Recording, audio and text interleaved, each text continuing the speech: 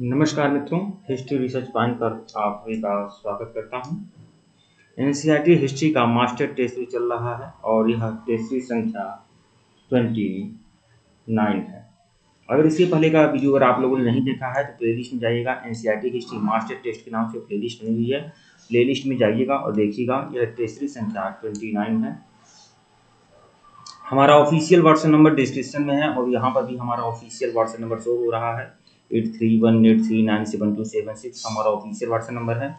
1499 रुपये का complete course है। जो लोग हमारे कोर्स को ज्वाइन करना चाहते हैं ज्वाइन कर सकते हैं। आइए शुरुआत करते हैं। देखिए, जो लोग हमारे कोर्स को ज्वाइन करना चाहते हैं ज्वाइन कर सकते हैं। इसमें 6 to 12 की पूरी hand retain notes, PPT notes, lectures video के सारे नोट्स और उसके अलावा मास्टर टेस्ट सीरीज भी मिलेगा। 2500 क्वेश्चन की मास्टर टेस्ट सीरीज भी आप लोग को मिलेगा। तो जो लोग हमारे कोर्स को ज्वाइन करना चाहते हैं ज्वाइन कर सकते हैं। आइए शुरुआत करते हैं। और यह टेस्ट संख्या 29 है। टेलीग्राम बिल्कुल ज्वाइन करेगा, लिंक डिस्क्रिप्शन में दिया गया है टेलीग्राम का। आप सभी लोग टेलीग्राम बिल्कुल ज्वाइन कर लें। आइए शुरुआत करते हैं। जहां से खत्म किए थे वहीं से शुरू करते हैं इसे। प्रश्न संख्या 31 देखिएगा।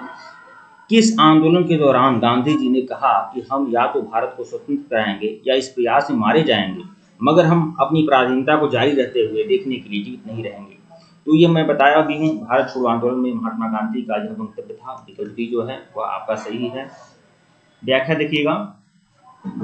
8 अगस्त 1942 को 42 की रात, जिस दिन कांग्रेस द्वारा भारत छोड़ो प्रस्ताव पारित किया गया था, गांधी जी ने भारतवासियों से कहा था कि मैं आपको छोटा सा मंत्र दे रहा हूं, आप इसे अपने दिल में सजो कर रख लें और हर एक सांस में उसका जप करें। यह मंत्र है करो या मरो। हम या तो भारत को स्वतंत्र कराएंगे या इस प्रयास में मारे जाएंगे, मगर हम अपनी पराधीनता को जारी रहते हुए देखने के लिए जीवित नहीं रहेंगे। ये बातें महात्मा गांधी ने कही थी। प्रश्न संख्या 32 देखिएगा। भारत छोड़ो आंदोलन के संबंध में नीचे दिए गए कथनों पर विचार करना है। यह आंदोलन स्वतः स्फूर्त था। बिल्कुल स्वतः स्फूर्त था। यह एक हिंसक आंदोलन था। उच्च वर्ग के लोग और नौकरशाहों ने बढ़ चढ़कर इस आंदोलन में हिस्सा लिया था। ये आपका मुझे देखना पड़ेगा। सी, हाँ सी, मतलब सी आपका ऑप्शन सही है। मतलब ये आपका केवल इसमें 1 और 2 ही आपका सही है।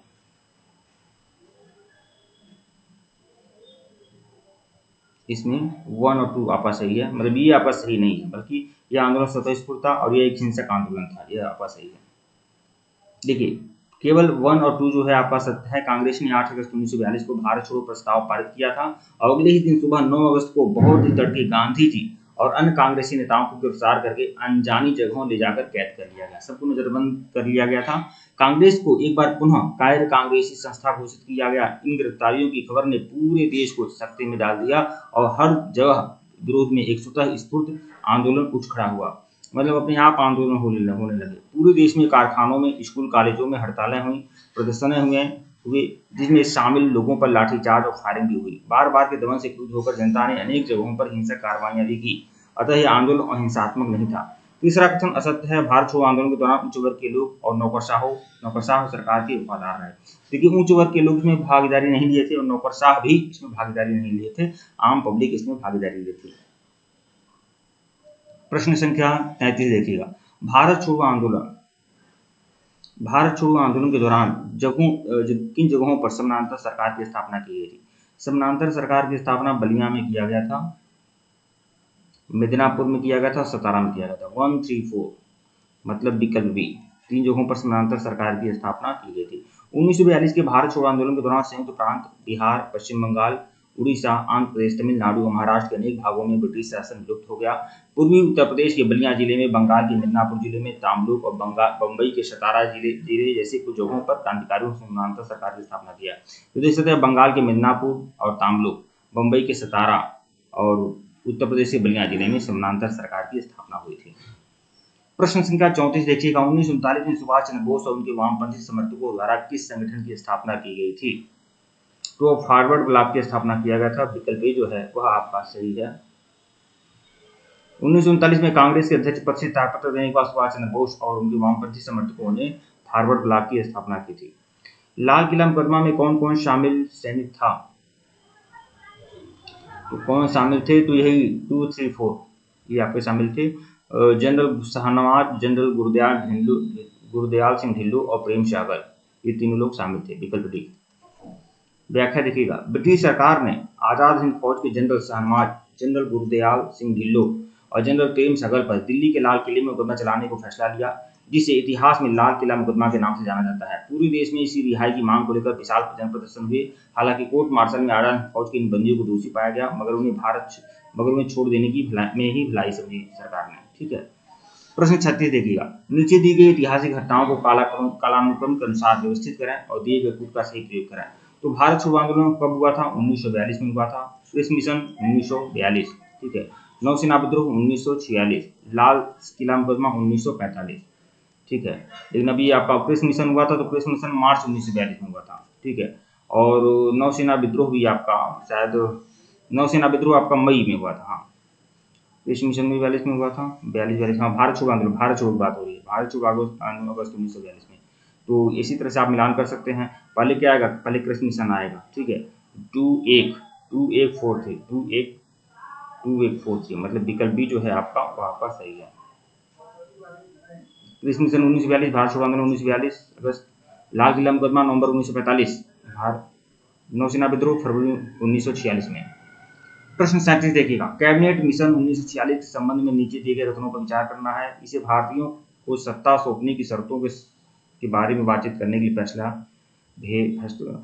इसे भारतीयों को सत्ता सौंपने की शर्तों के बारे में बातचीत करने के लिए भेजा गया था।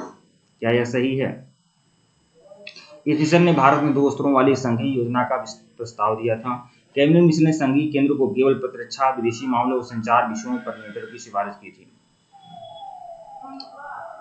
देख लेते हैं इसमें। तो इस बात तीनों बातें सही हैं। ठीक है। मिशन ने भारत में 2 स्तरों वाली संघीय योजना का बात किया था, फिर कैबिनेट मिशन ने संघीय, ये तीनों बातें सही हैं आपका। ठीक है। तीनों बातें आप अच्छे से पढ़ लें, तीनों बातें सही हैं, मतलब उपरोक्त सभी। विकल्प डी।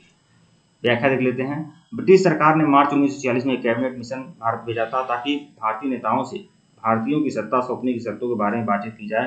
कैबिनेट मिशन ने 2 स्तरों वाली संघीय योजना का प्रस्ताव दिया था, जिसे आशा की गई थी कि बड़ी मात्रा में क्षेत्रीय स्वायत्तता देकर भी राष्ट्रीय एकता को बनाया जा सकता है। कैबिनेट मिशन योजना में प्रांतों और रजवाड़ों का एक संघ होता है और संघीय केंद्र का लेवल केवल प्रतिरक्षा, विदेशी मामलों और संचार विषयों पर नियंत्रण होता। साथ ही प्रांत अपने अपने क्षेत्रीय संगठन पर भी बना सकते थे। प्रश्न संख्या 38, भारत की स्वतंत्रता के समय ब्रिटेन का प्रधानमंत्री कौन था? स्वतंत्रता के समय ब्रिटेन का प्रधानमंत्री था क्लेमेंट एटली। विकल्प ए। भारत की स्वतंत्रता के समय ब्रिटेन में लेबर पार्टी की सरकार थी। किस पार्टी की सरकार थी? लेबर पार्टी की सरकार थी और वहां के प्रधानमंत्री कौन थे? क्लेमेंट एटली।